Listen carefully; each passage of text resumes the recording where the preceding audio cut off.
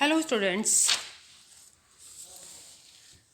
This is your chapter 13 India over the ages. In this chapter, we have studied about ancient period, uh, the Iron Age of India.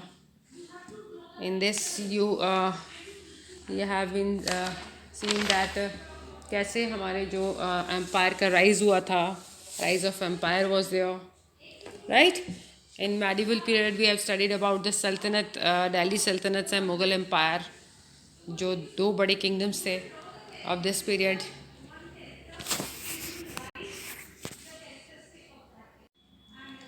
और इसके अंदर आपने पढ़ा कि जैसे कि कैसे जो मुग़ल एम्पायर्स थे उन्होंने कैसे अपना पूरा सेंट्रल सेटअप किया था अपना राज्य को, जिससे कि वो और ज़्यादा डेवलपमेंट इसके अंदर कर सकें.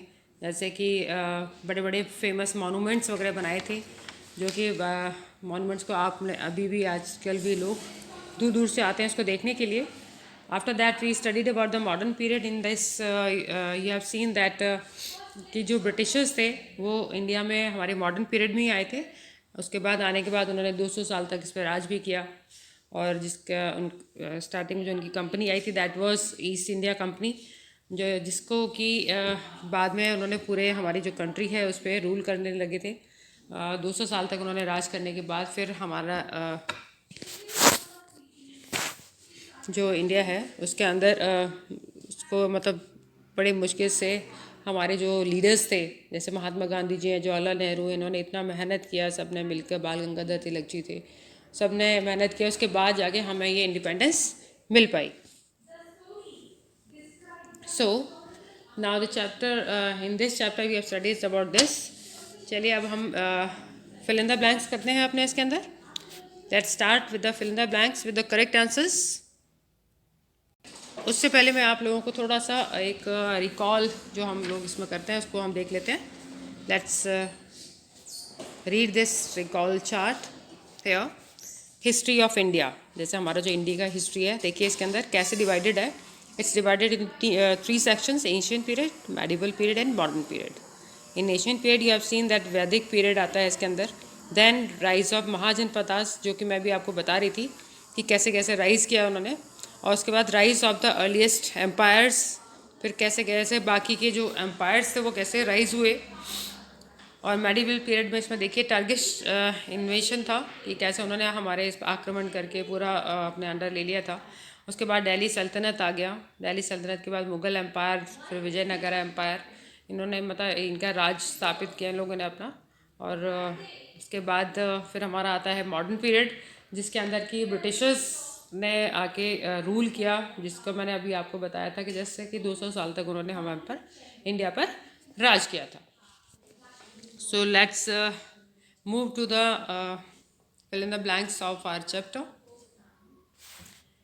In fill in the blanks with the correct answer. The Bhagavad Gita is a sacred book of the dash. It's there is 3 options, that is Hindu, Muslim and Jains. अब भगवत गीता आप लोग जानते ही हैं कि वो हमारा हिंदू का ही एक मतलब धार्मिक बुक है, जो कि इसको पढ़ा जाता है, इसको बहुत मान्यता है. तो that's the answer is Hindus. Now the second one, Ashoka dash was one of the greatest king of the Mauryan empire. Then that was the कौन था जो बहुत ही महान राजा के रूप में हमारे मौर्यन एम्पायर के थे, वो that was Ashoka. After that the third one, the dash introduce Hinduism in India. What was that, जिन्होंने कि हिंदुइज्म का जन्म किया था हमारे इंडिया के अंदर. जैसे कि आपको पता है आर्यन संस्कृत बोलते थे, तो उन्होंने ही आके मतलब हमारे इधर इंडिया में आने के बाद ही हिंदुइज्म का जन्म हुआ. इन्होंने इंट्रोड्यूस कराया उसको. तो आंसर इसमें आएगा आपका Aryans. The Taj Mahal was built during the dash period. तो ताजमहल कब बना था, कौन से पीरियड में बना था? पहले एंशिएंट पीरियड आया था, फिर मेडिवल पीरियड आया, then modern. So it was built in the medieval period. Now the next one is the British ruled in India for dash years. कितने साल तक ब्रिटिशर्स ने हम पे राज किया था, जैसे कि ये आपके पास कई बार रिपीट हो गया. तो that was of 200 years. This is the correct answer. Let's take the name the following. Your next B part question is there.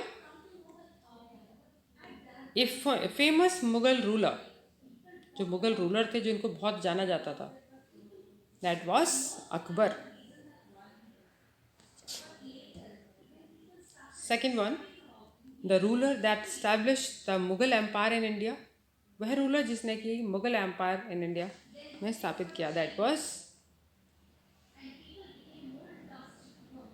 Babar.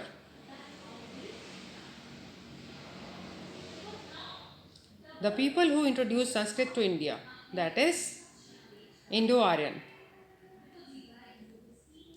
The British company that ruled India, that is जो कि जिन्होंने rule किया था, that was East India Company.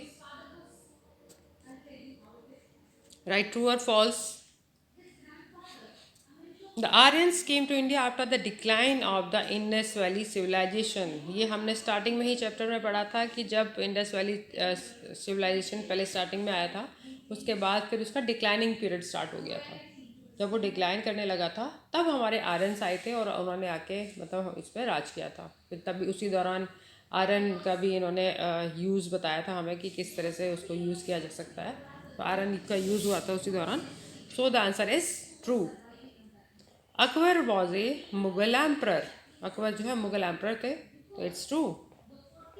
The Gupta age is called the golden age of Indian history. Gupta age जो है golden age के नाम से जाना जाता है हमारे हिस्ट्री के अंदर.